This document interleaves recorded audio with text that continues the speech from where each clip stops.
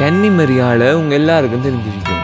இந்த கன்னிமரியாவை ஏன் கத்தோலிக்க திருச்சபை தன்னுடைய தாயாக ஏற்றுக்கொண்டார்ன்னு உங்களுக்கு தெரியுமா? ஆண்டவர் சிலுவை மரத்தில் உயிர் நீக்கின்ற அந்த தருவாயில தன்னுடைய அன்பு சீடரான யோவான்கிட்ட சொல்றாரு, இதோ உன்னுடைய தாய் என்று கன்னிமரியாவை பார்த்து இயேசு யோவான்கிட்ட சொல்றாரு. அதே நேரம் கன்னிமரியாள்கிட்ட பார்த்து சொல்றாரு, இதோ உம்முடைய மகன் என்று அந்த தாயை அவருடைய அன்பு சீடருக்கு தாயாக கொடுக்கிற. அப்ப அவருடைய அன்பு சீடர்களாக இருக்கிற நாம், கத்தோலிக்கர்களாகிய நாம் இயேசுவினுடைய அன்பு சீடர்கள்.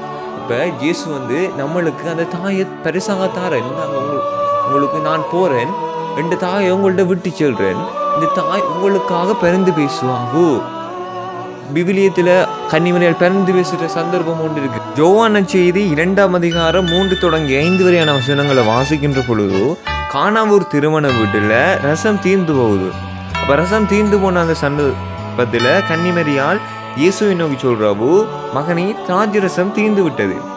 அப்போ இயேசு சொல்றாரு, அம்மா நம்ம என்ன செய்வது, எனது நேரம் இன்னும் பெறவில்லை.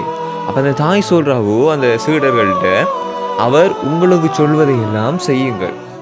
அப்போ கன்னிமரியால் அந்த இடத்துல அந்த திராட்சை ரசம் தீர்ந்து போக அந்த திருமண வீட்டுக்காரர்கள் அவமானப்படுவாங்களே, அசிங்கப்படுவாங்களே என்று அந்த தாய் தன் மகன்கிட்ட பிறந்து பேசுகிறாவோ, உங்களுக்கு ஒரு அற்புதம் செய், உங்களுக்கு ஒரு அதிசயம் செய் என்று அந்த தாய் அவங்கள்ட்ட பிறந்து பேசுகிறோம். அப்போ கத்தோலிக்க திருச்சபை கன்னிமரியாவை தன்னுடைய தாயாக ஏற்றுக்கொண்டதுக்கு பிரதான காரணம் அந்த தாய் பரிந்து பேசுகின்ற தாயாக இருக்கின்றாள்.